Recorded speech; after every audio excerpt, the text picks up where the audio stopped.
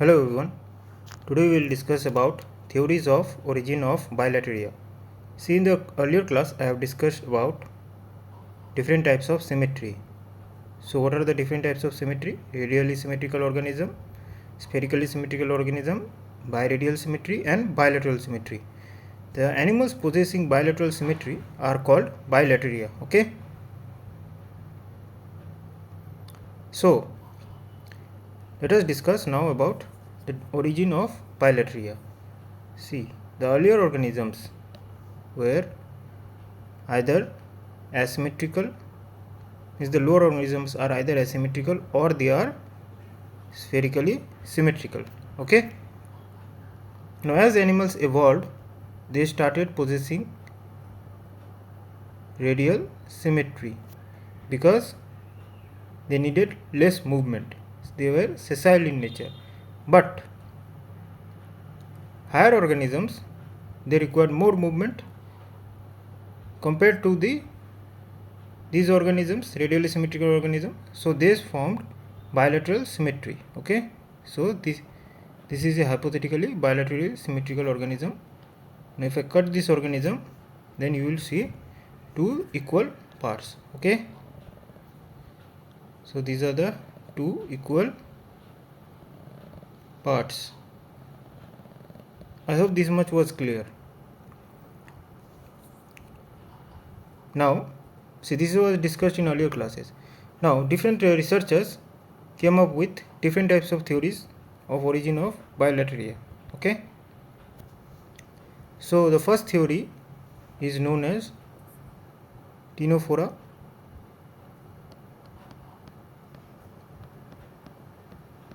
polyclad theory. Okay.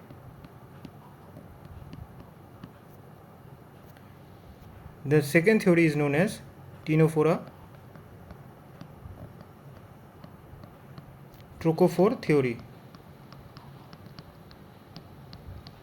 Okay. And the third theory is known as planuloid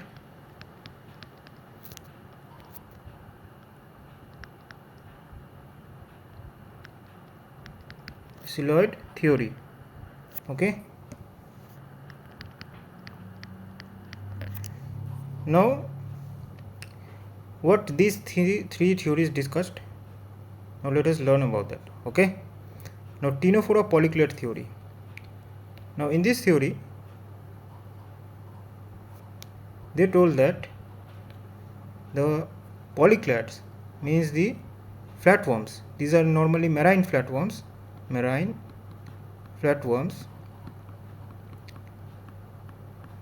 Developed from radially symmetrical organisms through Ctenophora. Means Ctenophora was acting as a bridge. It acted as a bridge. Okay. Now they found similarities in the structure of the Ctenophora and the polyclads. Now what were the symmetry or similarities? They were both flattened, means dorsoventrally flattened structure. See, the Ctenophoras like this and the polyclads, okay, they were like this and they were dorsoventrally flattened. Okay. So this was the first similarity. The second similarity that they found was the presence of tentacles. That is, they had two tentacles, and on the dorsal side means back side. So there were presence of tentacles. The tentacles were like this in the Ctenophorans. Okay. And the tentacles were like this in the polyclads. Okay. So the polyclads were marine and the Ctenophorans were the earlier stage. Okay. They were acting as a bridge. So this theory defined these two as a link. They were linked to each other. Okay. Now the second similarity to describe this linkage was that they had anastomosing or radiating nervous system. Means radiating nervous system means it is net like, okay, net like structure. It radiates from a certain place or from a certain center. It is radiating nervous system, okay. So they had nerve center like this, both of them, okay. Let me use a different color. They had nerve center like this,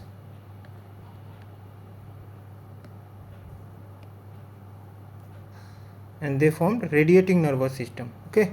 So the nerves radiated like this, okay. This type of nervous system is present, okay, radiating. So I hope this is clear up to here. Now, since this theory was given, so there were few objections to this theory. The first objection was that these organisms, they formed different types of cleavage during the embryonic development. Since they had different types of cleavage, so they cannot be, or they are hard to find, there is any linkage, there is hard to find or determine any linkage between them, okay. Since they follow different types of cleavage, okay. So once again I am saying, since they follow different types of cleavage, it was hard to link them, okay.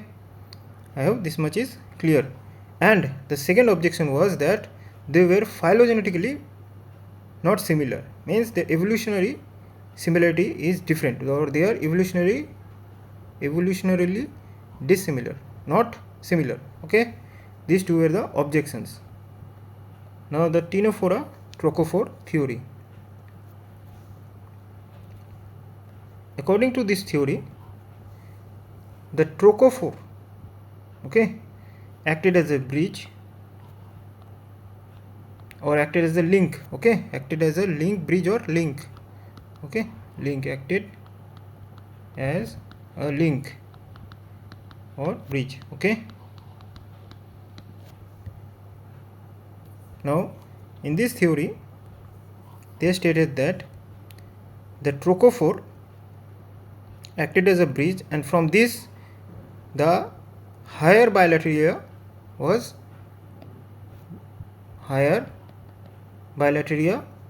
developed, okay. Higher bilateria were developed, okay. So the trochophore, why they told trochophore is acting as a bridge? Because the trochophore is bilaterally symmetrical, and this larva is found in annelids and mollusks, okay.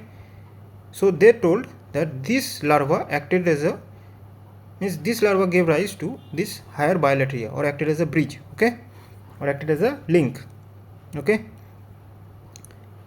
Now one drawback was that they did not describe the origin of lower bilateria, means the origin of lower bilateria was missed in this theory. Origin of lower bilateria was not described. Lower bilateria means you say flatworms, okay.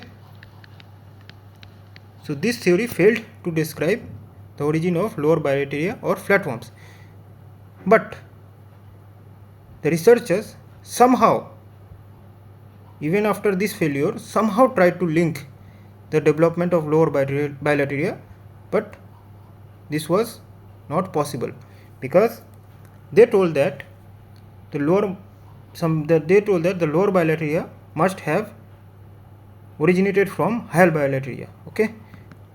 They told that higher bilateria, since they need to prove their theory, this is a hypothesis, so since they need to prove, they proved it somehow that this is like this, okay. So they told that higher bilateria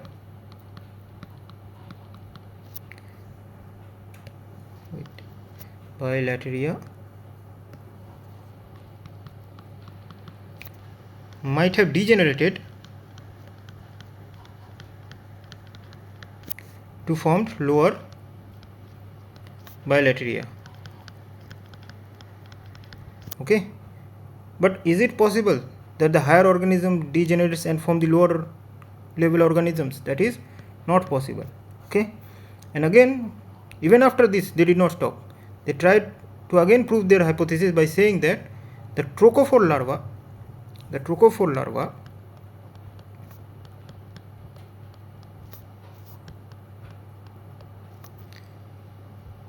developed from the lower bilateria.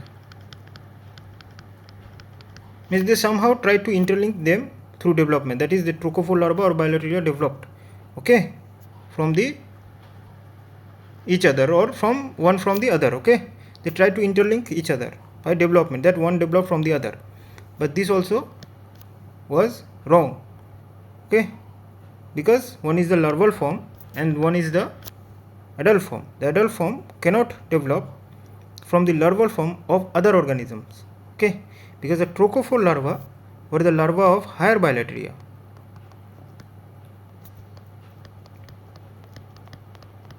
Okay, that is annelids and mollusks. Okay, I hope this much is clear. Now the last theory is planuloid acyloid theory. Now according to this theory, the planuloid larva, okay, the planuloid, it is a larva, okay, gave rise to lower bilateria,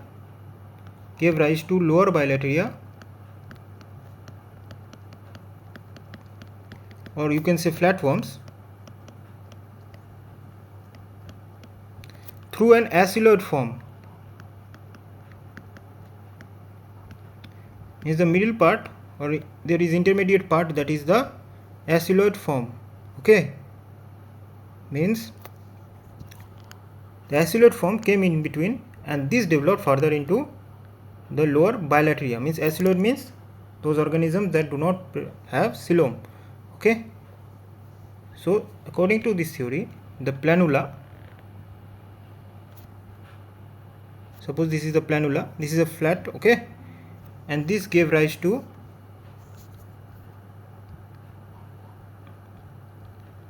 higher organisms, sorry, higher not, but higher means lower bilateria through an acyloid form. This is the nerve center, their acyloid form. Then the second structure would be like this. Wait,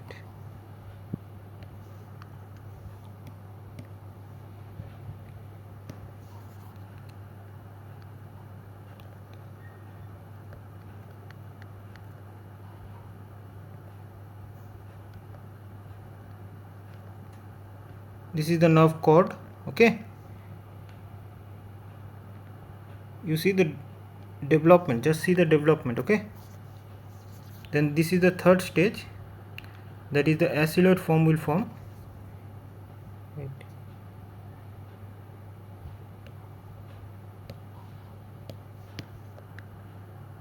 Here the mouth will be formed. Okay, this portion, the mouth will be formed. This is the mouth, this is the nerve cord. Okay, and this is the nervous center. Okay, or the nerve center. These are the nerve center. Okay,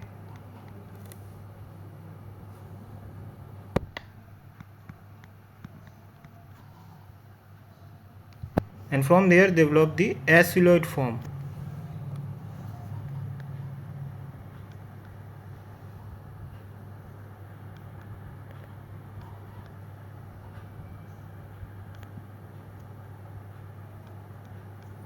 This is the mouth,